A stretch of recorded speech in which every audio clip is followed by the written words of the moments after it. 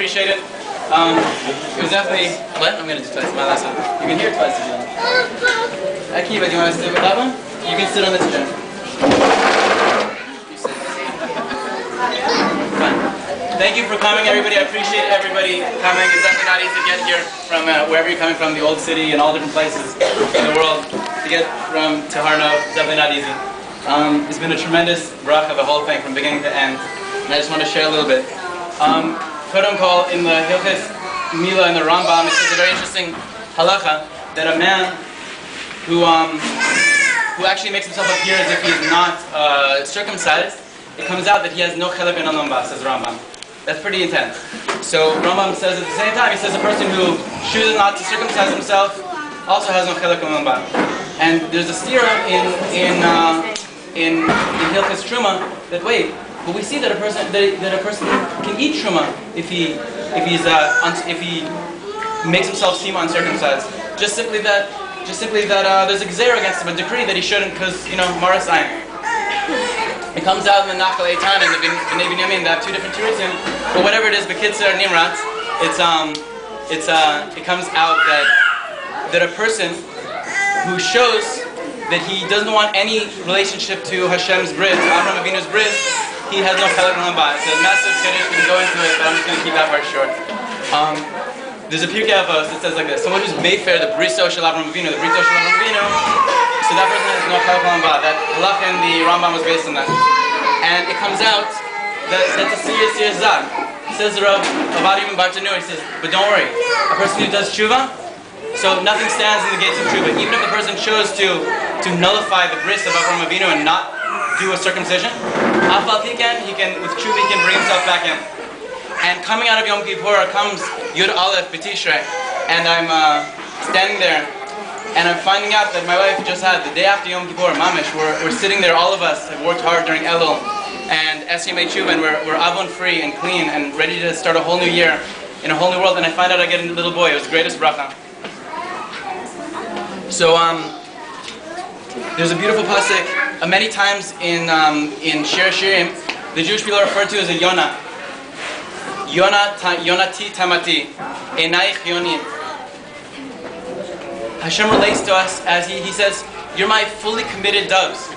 The nature of a dove, explains Rashi, is once it sees its beloved, it says, "I don't want to go anywhere. I don't want to go left. I don't want to go right. I don't want to go to this one or that one. I only want to be with you." And we all experience that coming out of SYMA Tshuva, saying, "Yeah, you're right, Hashem. I know I got caught up with all this, these things, but I only want you. You're my only priority. There's no other priority." And we're all there. And the Malbim explains that's the koch nefesh of a Jew, and Hashem praises us for that. It says also in Shir Shirim, "Einai chionim," your eyes are doves. And I said, which two doves are these? Who are the two doves? Who are the two yonim? Rabbeinu Yona and Yona Navi. Yona Navi, we read his haftarah on Yom Kippur. And Rabbeinu Yona, there was not a single bacher or avrech in Mir who wasn't carrying, and Kimat, who wasn't carrying a Shari Tshuva filled with notes on the side that he'd been using for year after year. What a special time, what a special bracha. So with that, they were the ones who, these great Machzirei Tshuva, were the ones who were helping us bring us back to this bechina of Yonati Tamati, my fully committed dove. To bring us back into Avodas Hashem, bring us back for where we belong. I noticed a very important yesod in Hakaras Tov and in Avodas Hashem. The Chovos Lavos brings down the ikar, the main point about Avodas Hashem, the yesod, the foundation of true service of Hashem, is being makir tov, is being in gratitude, is appreciating. And I thought to myself, well, every time I verbalize to another person that did such great things for us, thank you a lot, you really helped us out, X, Y, Z.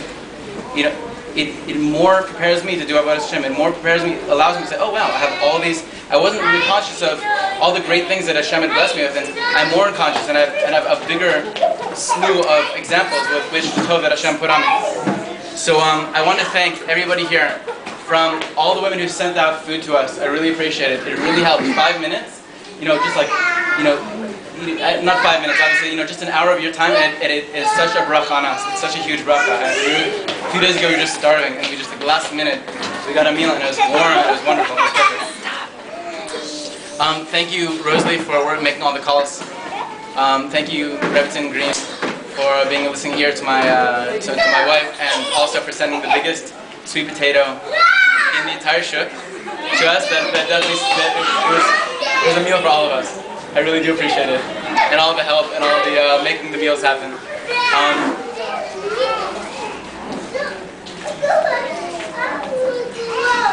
Thank you for Miriam, Chaim and Miriam.